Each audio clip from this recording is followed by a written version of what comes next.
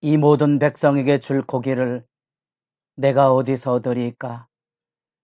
그들이 나를 향하여 울며 이르되 우리에게 고기를 주어 먹게 하라 하온즉 책임이 심히 중하여 나 혼자는 이 모든 백성을 감당할 수 없나이다.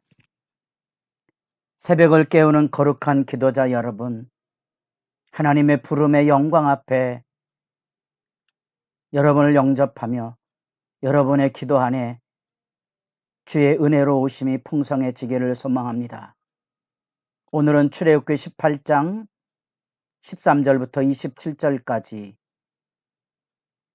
이드로를 만난 모세 해후의 장면의 말씀을 이어갑니다. 이 출애굽기 15장 22절부터 18장까지가 홍해를 건너온 하나님의 구원의 영광, 출애굽의 구원의 기쁨을 누렸던 이스라엘 백성이 어떻게 하나님과 언약 맺는 신의 산으로 이런 여정 가운데 하나님을 원망함으로써 시험에 들었는지 그 안타까운 역사적인 사실을 드러내주는 반면에 이 18장의 뜻밖의 이드로의 사건이 등장하게 됩니다. 하나님의 백성 공동체 조직 개편을 이루는데 이드로가 조언을 하는 그런 장면의 내용으로 이 15장부터 18장까지의 광야 여정이 매듭을 짓고 있습니다. 놀라운 사실은 모세가 이드로에게 하나님의 구원의 역사를 전하고 이드로는 그 구원의 영광을 기억하고 여호와를 찬양하고 함께 기뻐하며 식사를 나누는 장면으로 매듭이 지어지고 있습니다. 여러분, 구약 성경에서 이스라엘 백성이 택정함을 입은 이 구원의 역사의 이 장면 앞에 이방인이 하나님의 구원하심을 높이고 찬양을 이룬 장면은 그렇게 낯선 장면은 아닙니다. 아브라함이 구원의 부름을 받았을 때 아비멜렉 왕에게 책망을 듣는 장면과 더불어 여호와가 너와 함께 계심에 대한 증언을 우리가 만나보게 됩니다. 그런 점에서 이 이방인들에게 빛이 되며 살아가는 그 실제의 모습 뿐 아니라 우리가 너무도 잘 아는 요셉을 통하여서도 아주 선연하게 여호와가 함께 하심을 증거했던 보디발의 그 바로의 군대 장관 앞에 있었던 요셉이 종으로 팔린 그 가정 앞에 요셉이 보디발에게 칭찬 듣는 장면, 나아가 요셉이 바로 왕에게 칭찬 듣는 장면 앞에 우리는 이방인을 통하여서 하나님의 이 구원의 승리와 영광이 찬양되는 장면을 보게 됩니다. 여러분이 15장 22절부터 이스라엘 백성이 시험 든 사건을 읽을 때 이 18장의 매듭 부분 앞에 서면 정작 하나님을 찬양하고 그 영광의 사역에 참여할 사람들은 하나님의 백성인데 합력하여서 선을 이룰 책무를 가진 사람들은 하나님의 백성인데 하나님의 백성은 하나님을 원망하고 모세와 다투는 반면에 이 이방 제사장은 뜻밖의 하나님의 영광을 목도한 사람도 아님에도 불구하고 증언을 듣고 여호와를 찬양하고 구원의 기쁨에 함께할 뿐 아니라 하나님의 백성이 어떻게 살아야 될지에 대한 지혜를 가지고 합력하여 선을 이루는 아름다운 만남을 이루게 되는 모습을 보게 됩니다. 어쩌면 나쁘끄러운 모습도 우리가 보게 되고요. 어쩌면 우리가 열린 마음을 가지고 세상을 살아가는 지혜, 그 무서운 독선과 아집에서 벗어날 필요가 있고 유대인들이 가지고는 과잉의 열정, 선택된 백성이라는 수치가 구약의 이 출발부터 드러나게 됩니다. 우리가 주일마다 이제 사도행전 21장 바울의 예루살렘 사역을 읽게 되는데 가슴 답답한 모습이 바로 이런 모습 아니겠습니까? 우리도 하나님 앞에 자기 스스로 높아짐에 매이지 않도록 유의하셔야 되고요. 심지어 세상 사람들에게도 배울 바가 있다는 거,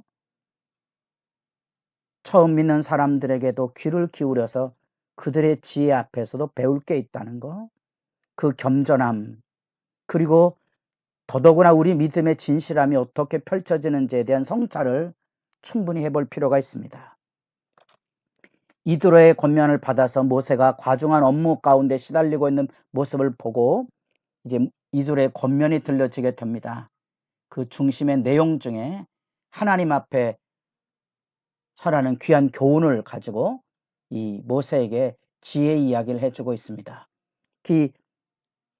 사람들이 모세에게 찾아오는 이유는 하나님의 뜻을 묻는 경건한 물음인데, 이 경건한 물음의 판결에 모세가 그 모든 것을 감당하기 어렵다는 사실을 발견하게 된 겁니다.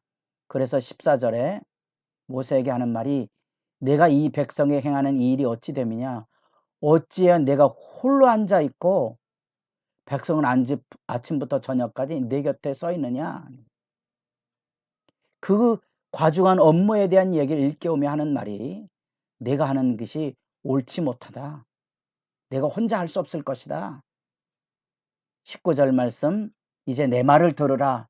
내가 내게 방침을 가르치리니 하나님이 너와 함께 계실지로다. 너는 하나님 앞에서 그 백성을 위하여 그 사건들을 하나님께 가져오고, 하나님 앞에서는 직무를 너는 감당하고 있어라. 그러나 분명한 것은 내 혼자는 감당하기 어려우니 그 율례와 법도를 가르칠 만한 능력 있는 사람들을 살펴서 여기 부장 제도를, 조직 개편을 세우게 하는 거죠. 모세의 사역을 위임하게 하는 겁니다. 그래서 100부장, 1000부장, 50부장, 10부장, 이 부장 체계는 여러분들이 일반적으로 이게 군대 조직화되어 있는 모습을 생각해낼 수 있지 않겠습니까? 단순한 사법 체계만이 아니고 나중에 민수기 10장으로 내려가 보면 이런 것들이 31장에도 마찬가지로 이 부장들이 일어나서 하는 일은 전쟁을 수행하고 군대의 지휘관으로 서 있는 것을 보게 됩니다. 어쨌든 그런 조직 체계를 가지고 공동의 책무를 함께 짊어지고 합력하여 서는데 하나님 앞에 서야 되는 거죠. 그래서 이 사역을 위임할 때 그 지도자의 그 본분, 자질에 대한 이야기를 밝혀주고 있습니다. 21절에 너는 또 온 백성 가운데서 능력 있는 사람들, 곧 하나님을 두려워하고 진실하고 불의한 이익을 미워하는 자를 살펴서 하나님에 대한 경건과 하나님의 말씀 앞에선 정직함, 불의한 이익으로 사법체계가 무너지지 않게 하는 인류 모든 역사의 사법적인 정의가 여기 분명하게 지침으로 담겨져 있습니다. 이런 소중한 일꾼들을 세워서 공동의 책무를 함께 짊어지고도록 조직 개편하고 있는 모습을 보게 됩니다.